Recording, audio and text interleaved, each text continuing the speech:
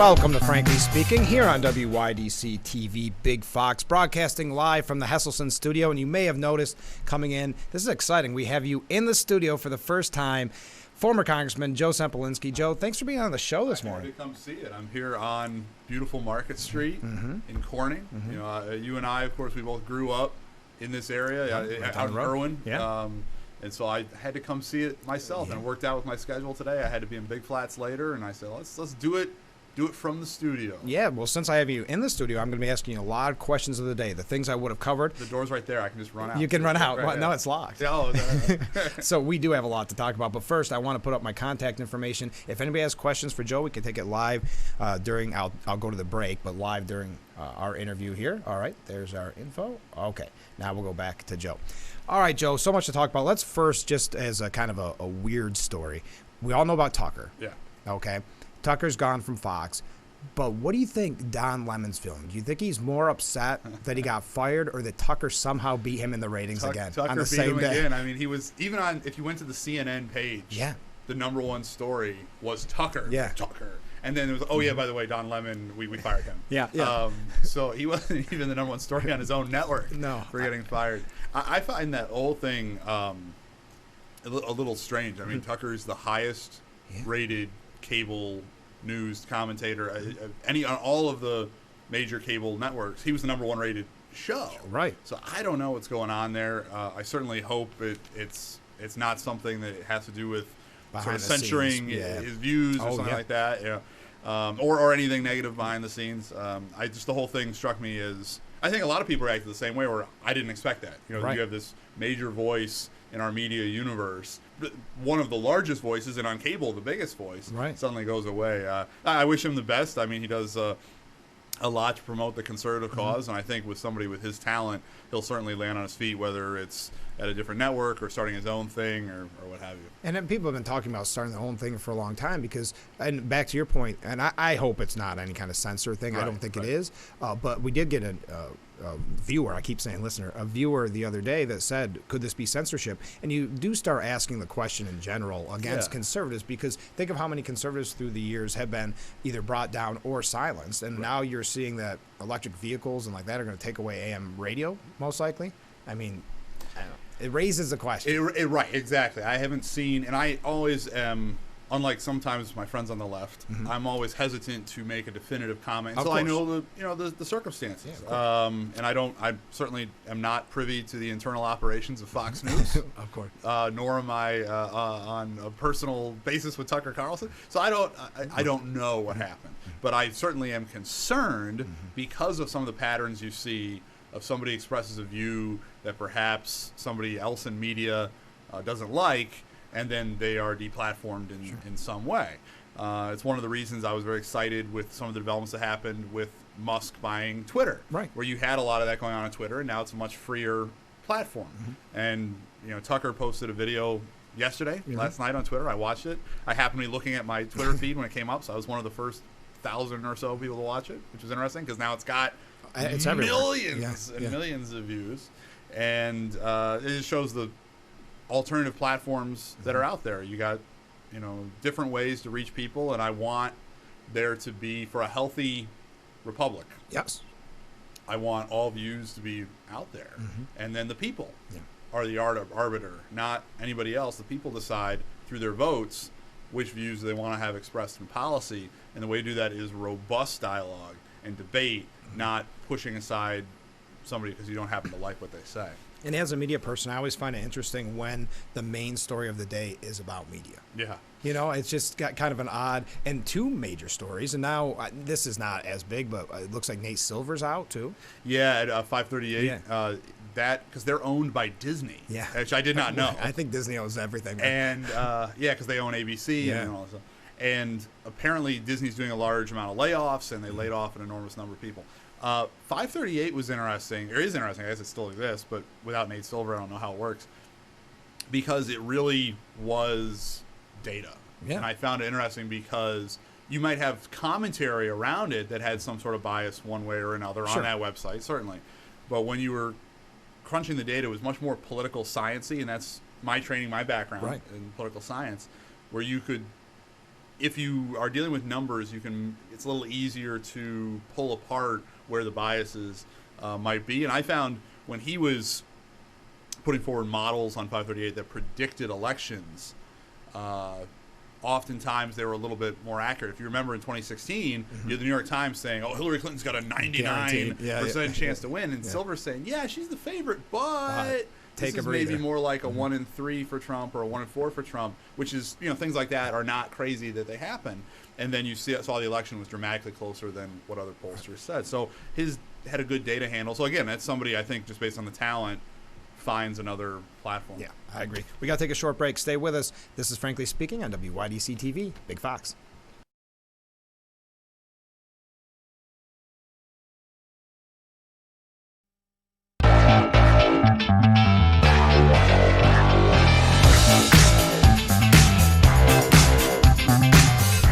Welcome back to Frankly Speaking here on WYDC TV Big Fox, broadcasting live from the Hesselson studio on beautiful Marcus Street in Corning. And this is a very long version of the M.A. Neal Financial Services Hour. I'm going to call it the whole hour because Joe Sempolinski is joining us. Joe, you're in person, so I want to talk to you about all the issues of the day.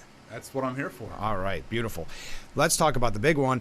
It wasn't a live announcement. It was a pre-recorded announcement. President Biden running for re-election. No surprises. Yeah, I don't know did he record it in his basement? I know. It already seems like that. That's his campaign style. Is he goes to the ground and hides out. So, I mean, based on his age, I think there's a little bit more speculation than there usually is for a first-term president about whether he would run again. He had always sort of said he would. But he rolled it out, and I saw one article where it said, "Oh, it didn't get a big splash," and that's just what Biden wanted, which is ludicrous because I don't know any politician in history that wanted less of a splash, especially a presidential re-election. Yeah, I'm running for re-election for president. Don't keep it on the down low. Yeah, don't tell anybody. Don't tell your friends. Don't tell anybody. But yeah, again, the sort of the elephant in the room, so to speak, was the fact that he's the oldest president we've ever had, and so there was some speculation that maybe they swap in Kamala Harris, maybe they swap in Gavin Newsom, maybe they swap in. And Newsom wants to run so bad. Newsom's running around. That guy, he wants it so bad. I mean, he should probably tend to his current job because he's not doing a good job, and he needs to get his, because we're on the air together in California. But that's just my opinion on Gavin Newsom. No, but I agree. I think there's so much speculation, and then they added to that by saying, "Well, it's going to be right after the State of the Union." Remember, and so they kept putting these dates up, and then he sneaks it to Al Roker of all people, saying, "Hey, don't worry, I'm going to run." It's been very noted political commentator Al Roker. Maybe he's going to take Tucker's slot. I don't know. But it's somebody that, again, there's that speculation around him. Is can he do 8 years? Right. Because you're talking about the most demanding job in the history of the world, not just in the world, but the history of the world. And you see how it ages people. You can look at when people get sworn in and when they're at their successor's inauguration throughout history, and they age dramatically. So we'll see. The first question out of the gate at the press conference that day was, is he going to serve 4 years if he's reelected? And the press secretary said something like, "Well, I don't want to speak for the president," which is what your job is. Is a really odd answer for the press secretary who's paid by the taxpayer to speak for the president. So I not particularly a fan of the Biden administration. Right. That's not somebody I voted for. Right. I don't think he has merited re-election. Right. But he's going to try. He's going to give it a shot. We got to take a short break already, so stay with us. We'll be right back with Frankly Speaking here on WYDC TV, Big Fox.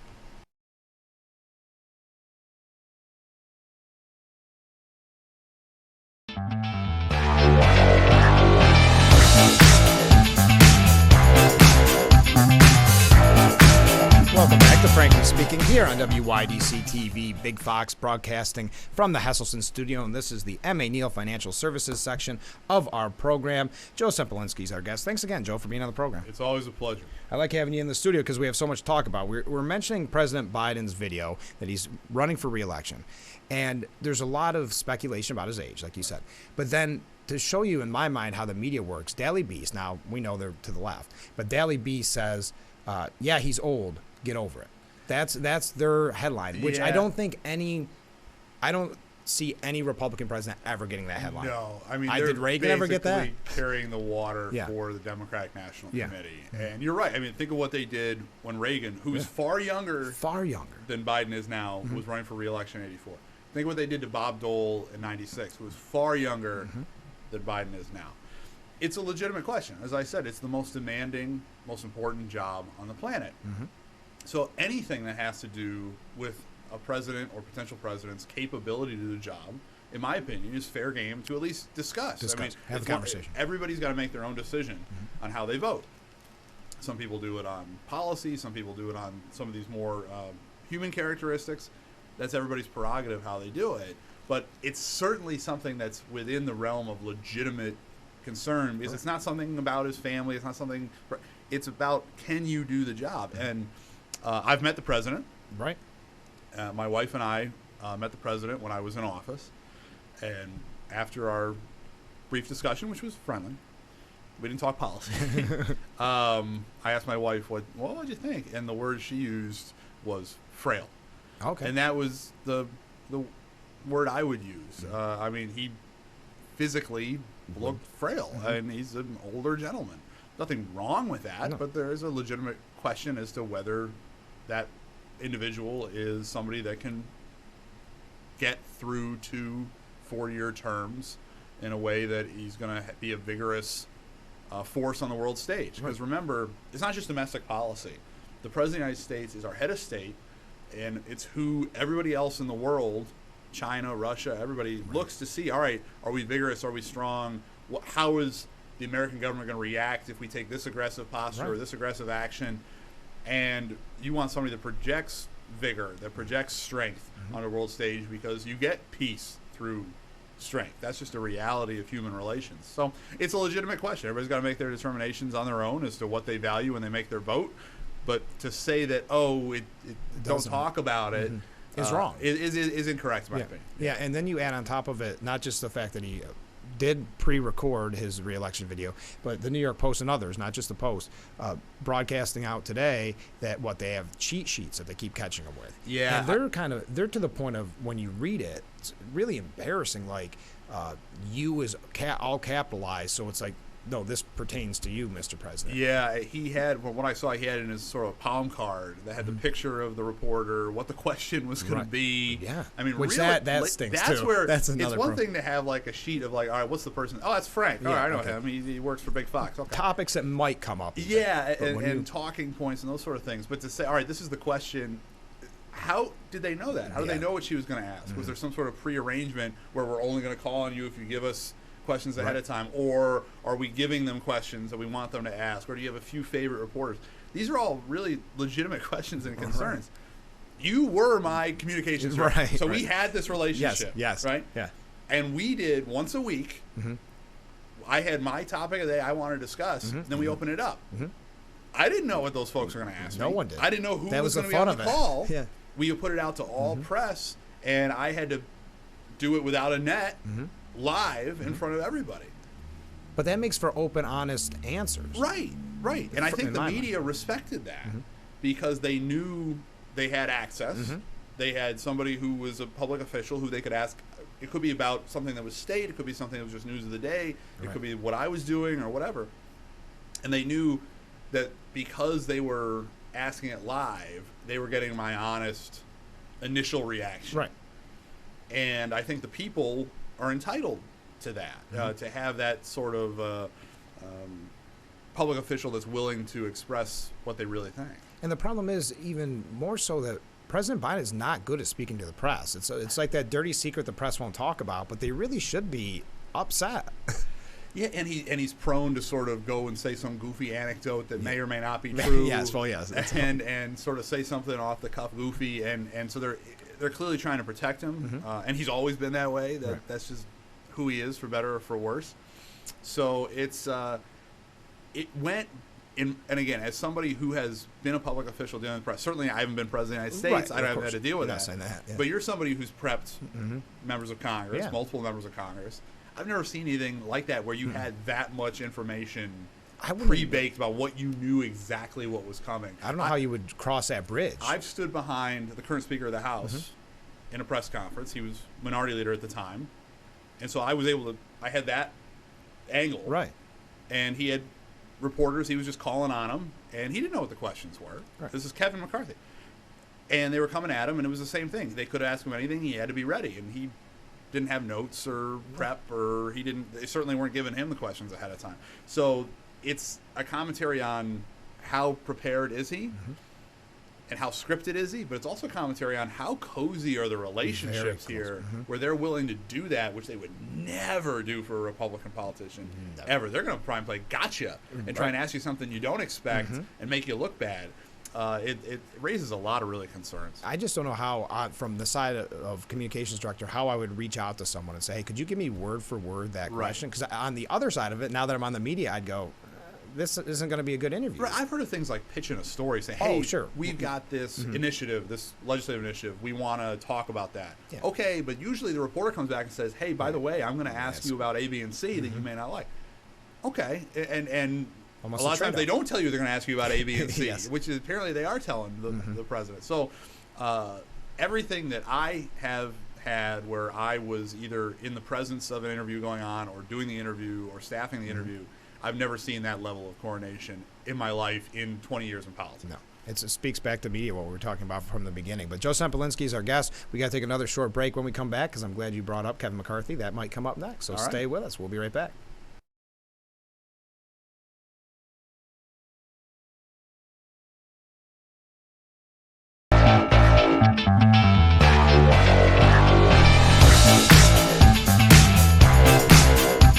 Welcome back to Frankly Speaking here on WYDC TV Big Fox. Oh, we got our first wave, Joe. Did you know we keep track of people that wave? Oh, is that right? Yeah, so That's come like the Today Show here. Yeah, it is. So come by and wave and say hi to our former congressman, Joe Sempolinski. See how often you get to wave to a former congressman. That's well, every time I look in the mirror. You know, do you do that? No. Okay. No. Anyway, let's talk about Kevin McCarthy. I mean, the death thing. It's funny that, again, I don't want to keep belaboring the news point of this, but the news, he's not going to get this. He has no chance. It's going to show he's a weak leader. Then he gets it, and they go, yeah, but it's got no chance. No, this was actually impressive. It really was. One of the advantages of the Republican conference and the way the meetings work is once a week, the first full day of the week. So you come in on Monday, you do non-controversial votes on Monday usually. Tuesday, or it could be different days, but the first full day you're in the morning they have conference, and everybody gets together behind closed doors, Republicans. They talk about what's coming up that week, and it's a very interesting meeting because everybody's very clear with each other, and there's a lot of different opinions. There's different sort of factions and groups, and Kevin, as we saw during the speaker's election, doesn't have a big margin. You know, he can only lose 4 votes on any if everybody votes on any piece of legislation. So to put together a package on the debt limit was policy tricky to get something that could get everybody together. And then as far as getting everybody on the same page voting, and they only lost the 4 votes, or they had it right on the number what they needed. It was actually very impressive from a leadership standpoint for a speaker. I was impressed by that. And it also was important because now it puts the ball in Biden's court, saying, you said we didn't have a plan. You said we couldn't do this. Okay, we just raised the debt limit through the House, but we want to cut the spending, which to me is responsible. And Kevin has used the analogy of you have a kid with a credit card, and if they max it out, all right, we're going to pay the credit card bill, but going forward, we're going to say, wait a minute, you're not going to have the ability to do this again. And we have major generational, existential problems with the amount of debt we have in this country, and doing something to say, all right, before we extend the credit limit, we're going to change how we do business to some degree to make sure that we're not continually in this problem is very reasonable. They've passed it. They've put it now on the Senate's desk, and which is controlled by the Democrats, and effectively the Democratic Party and the president's the leader of that party's desk. And his response is, I won't even negotiate. My way or the highway. Yeah. Well, we now have an opening offer from the Republicans saying we're responsible. We just raised the debt limit, but this is what we want for it.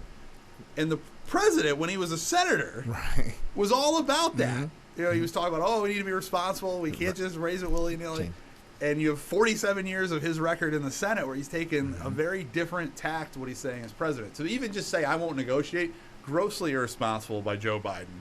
Grossly irresponsible. The Republicans rallied together, did something very responsible, and put tangible, in writing, this is what we want to cut to make sure that our future children and grandchildren don't live in a fallen society because of our irresponsibility with our debt.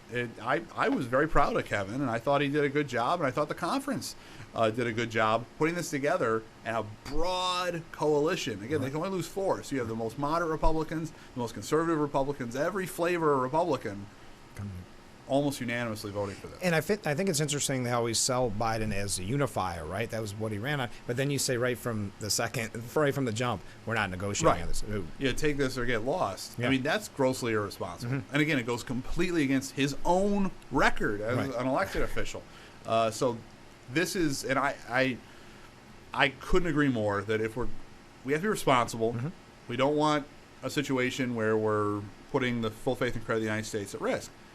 But it's just as irresponsible to do nothing about the debt because you can be long-term irresponsible too. And that's what we've been doing for decades, spending way beyond our means.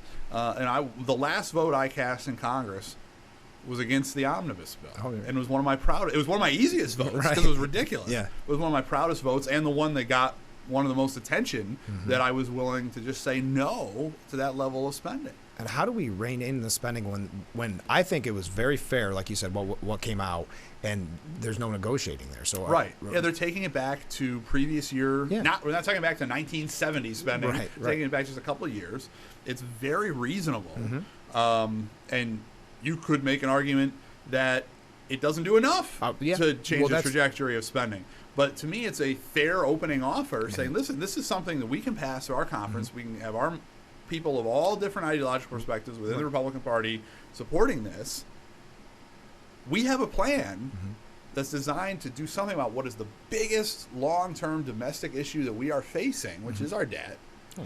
Mr. President, you won't even talk to us about this? And like you said, I don't even know if it goes far enough, but like you said, I think it's fair. I think I think it's, many conservatives would say we could have done more. We could. I agree. But and if we had unified peace offering, if we had unified Republican government, which I hope we do soon, very soon, in January of 2025. I hope we have unified Republican government. We could do more on spending.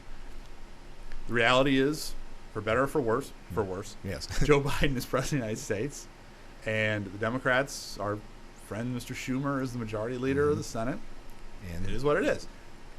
So to put forward in this context, in divided government, bold spending cuts, saying this is gone too far, but still reasonable, is exactly what we should be doing. And I'm very proud of the Republican conference, and I'm proud of Kevin. I'm proud of Nick Langworthy, our congressman. My congressman voted for it.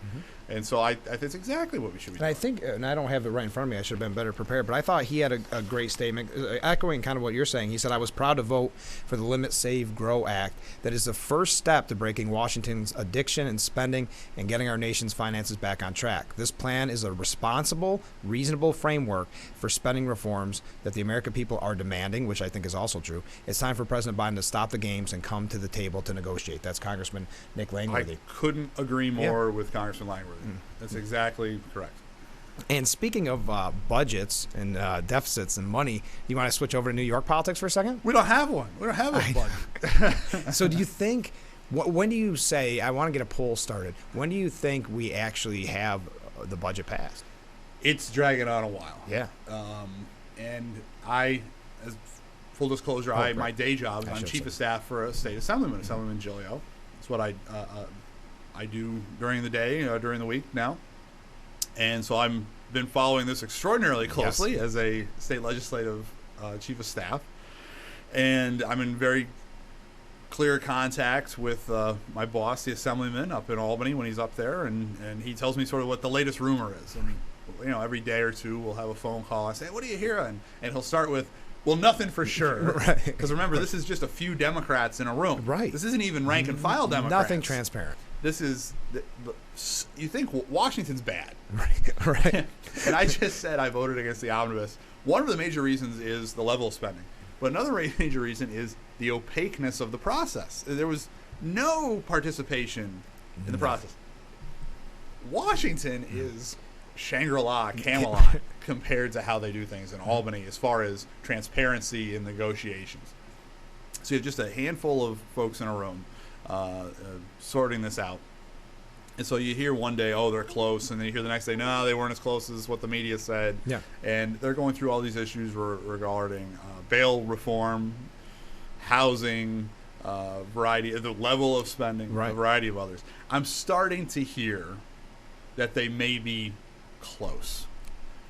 Now, there's the having a budget, which is where we're at, and we just don't have one. Mm-hmm. Right now they're passing what are called extenders, a little different than what we do at the federal level, but these just literally pay payroll, right. basically. So there's a lot of other things that aren't happening. And so you have, do we have a budget is question one. But then the next question is, just how bad is it? Right. Because you're negotiating between the governor, who had the largest, her executive budget, which is her proposal, the largest budget in the history of the state, Right. and the Democratic majorities, supermajorities in the state legislature saying, oh, that didn't go far enough. Yeah, that's So the level of spending is going to be bonkers. Mm-hmm. You have the governor saying, I want to make de minimis changes to the so-called bail reform, the cashless bail law. Republicans want to make dramatic, repeal it. Yes. They're going to make dramatic changes. She wants de minimis changes. And the Democratic supermajority legislature say, no, we don't want to do anything. Mm-mm. Even though, and they think that they could get away with gaslighting the people of New York and right. say, oh, there is no crime. Right. There is no man behind the curtain. Yeah, never mind what you're seeing. This yeah, is not, yeah. this, even though you see it every day, Yeah. no, it's not really happening. So we are in really bizarre waters in New York State, and you have the far left negotiating with the ultra far left. Yeah. And they don't have a product at all, which is bad. And then I'm very concerned that the product that they produce is going to be bad as well. Terrifying. And it's Friday, they said that could be voted on, but I just saw something that they're saying, well, no, now maybe we have a little wiggle room and it could be Tuesday. The way that works is Tom DiNapoli is the state controller, and he's the one that's the bean counter for the state, the chief financial officer of the state of New York. And he's independently elected. So every time they do an extender, he sends a letter to the governor saying, hey, this is the drop dead point where you need to, you in the legislature need to pass something. Otherwise, we're going to miss a payroll for state workers. And I guess, my best guess, because, everybody's expecting Friday, now he's saying Tuesday. I'm guessing there just does not happen to be a payroll disbursement that falls on that, in those 3 days. That makes sense. So they're officially now the Tuesday is when they have to do the next extender or budget. Yeah. But they're really going day by day like this, just going hand to mouth, doing just enough to keep the government functioning because they don't have a budget to operate off. I want to talk more about this when we come back. We have to take a short break. This is Frankly Speaking on WYDC TV, Big Fox. We're being joined by Joe Sempolinski. Stay right there.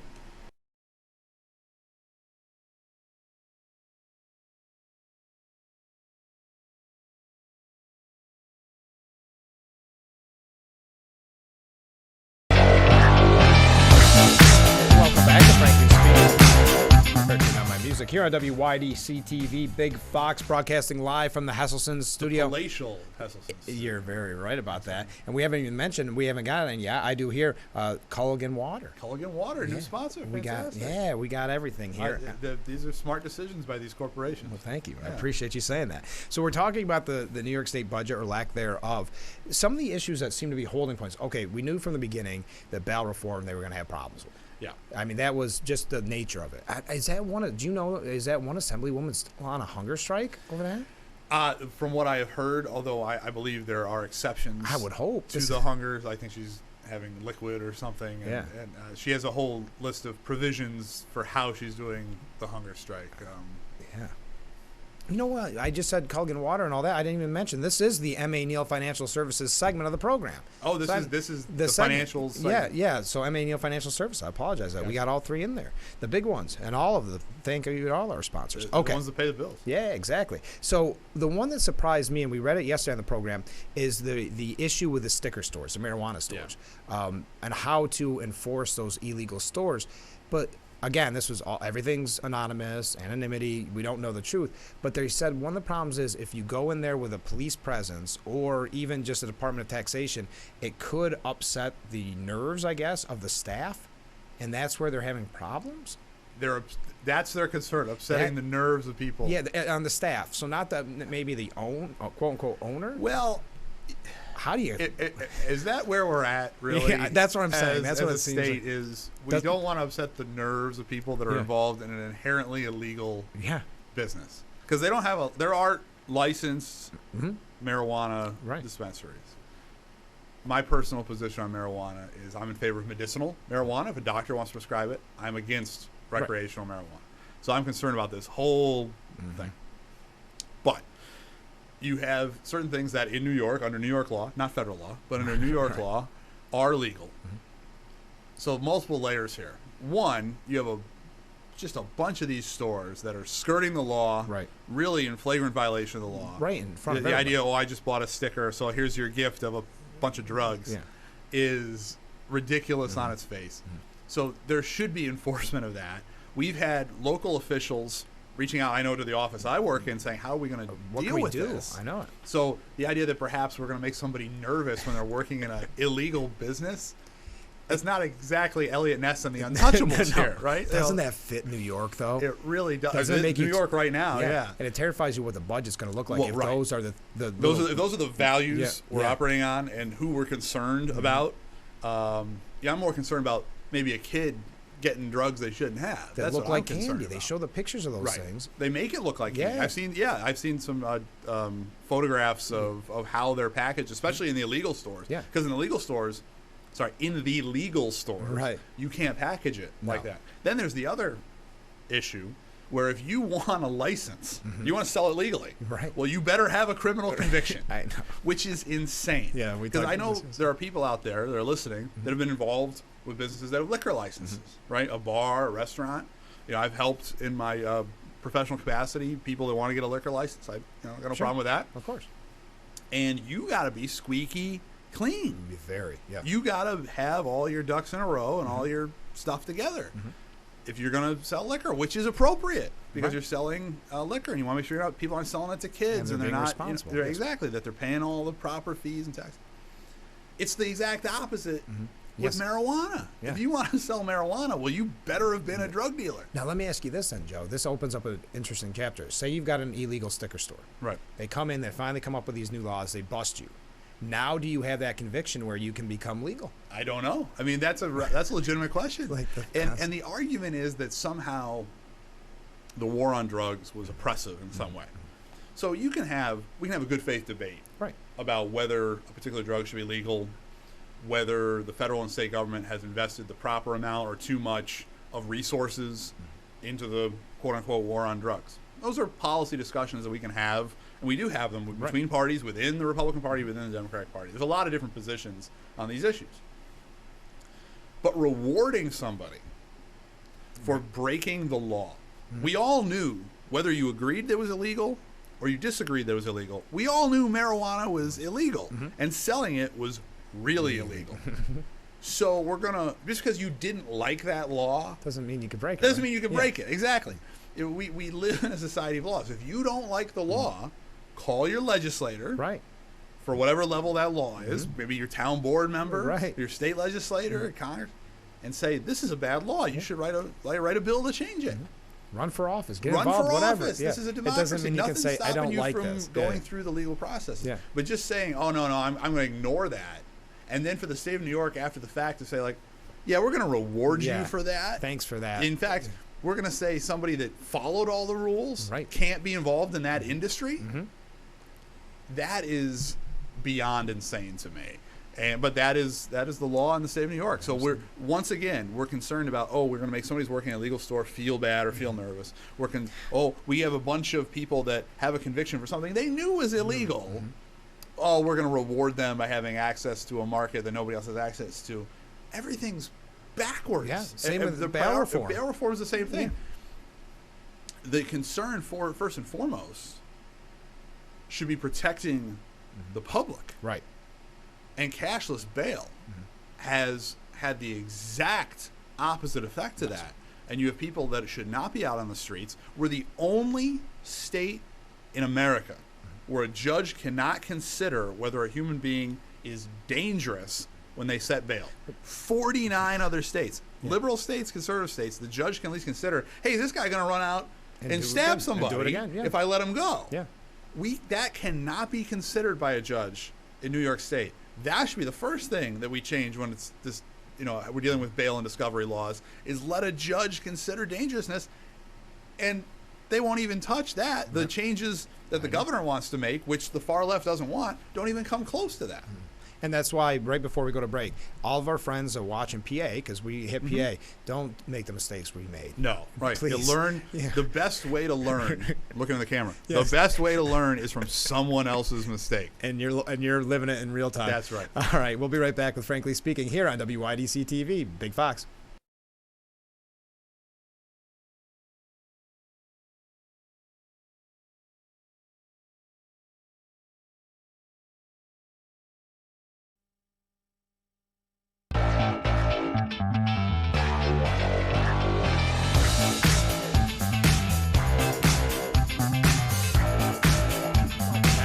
Speaking here on WYDC TV, Big Fox. We took a little bit of longer break talking off the air. He's now being joined by Joe Sempolinski. Joe, thanks again for spending so much time with us this morning. Happy to be here on Market Street. Yeah, right from that beautiful Hesselson studio. Can't get better. No, and this is M.A. Neal Financial Services section of our program. A little bit more on the budget just quickly, because what do you think it will do to New York State if it's called, I think, Rally New York, but if they get their way and make minimum wage $21.25. Yeah, the numbers are starting to get pretty incredibly high. They sent me a press release that said when it was $17, they said, we don't want your pennies.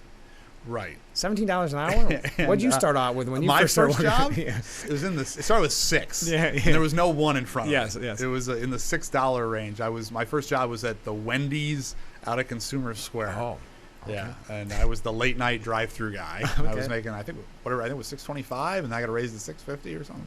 It was something in that range, ballpark. Isn't that funny? So, and that was 20 years ago, Yeah. but still, we're getting to numbers that are pretty unsustainable. Oh, right, unsustainable. For small businesses. That's right, and that's my concern. Is two major concerns when you raise the minimum wage. That Right. just jerk it up like that. One is the small business person. All right, you're employing a handful of people, maybe you have a couple entry-level staff, and how do you afford that? Right. Now that puts not just that job in jeopardy, it puts the entire business in jeopardy, right. a lot of people's livelihoods. And so that's one concern. The other concern is you accelerate some other things that are going on, like walk into a McDonald's, and it's all touch screens. Right. Now, I'm going to order that way. So there's still people working there, somebody making the food. Right. But there's certainly less people working there than there were before. And it's because the cost of the labor has gone up to a point where suddenly investing in the technology becomes more cost effective. So you can price people out of the job. And which is better, having a job that pays a little less than you'd like, or having no job at all? Exactly. So it can have, when you do it separate from the natural ebb and flow of the economy, you can have these effects that are really counterproductive, 180 degrees from what you were trying to do. So yeah, I want people to be paid fairly, but some of these numbers are getting ridiculous. I always think about the person that maybe has worked at a small business for a long time, and they finally got to that $21.25, and then the guy that came in a week ago is going to get that raise that you've been working 20 years for. That's right, because it's not just the people that are these entry-level or initial workers or younger workers or people that are making minimum wage. It's people that are just making a little bit above them. Yeah. Because those folks, now you're going to have to raise their salary. Right. And we've seen some of the impacts, and to give you an example, folks that take care of the developmentally disabled. Right. They should be paid more, frankly. I agree. I think they do some of the best work in society. I'm a parent of a developmentally disabled child. Those workers need to be paid more. But now you have competing with those agencies competing with McDonald's and Burger King for salary. Well, McDonald's and Burger King's a lot easier work. Another example, I toured the prison in Auburn when I was in office, Auburn Prison. Myself and some members of the state corrections committees toured. and they were talking about how they were competing now with Target. And I'll ask you, would you rather work at Target stocking shelves or deal with murderers every day? So No you question. have these functions in society that are crucial functions. People probably should be paid a little bit better. But you're in a position where you have jobs that are far less stressful, far easier, need far less training, are far less crucial to the functioning of the government, Right. and they're getting paid the Same same amount. And some of it is this one should be a little higher, but some of it is this one really shouldn't be as high as it is, Right. because that's not what the market dictates. That's not what the skill sets that are needed command. Right.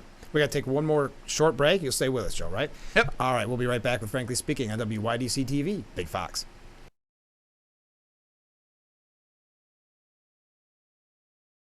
No intro music because we have so much to get to. Before we get back to Joe, don't forget our friends at Corning Painted Post High School. They have that great drama club that came in the other day. Their performances start tonight, so there's the information.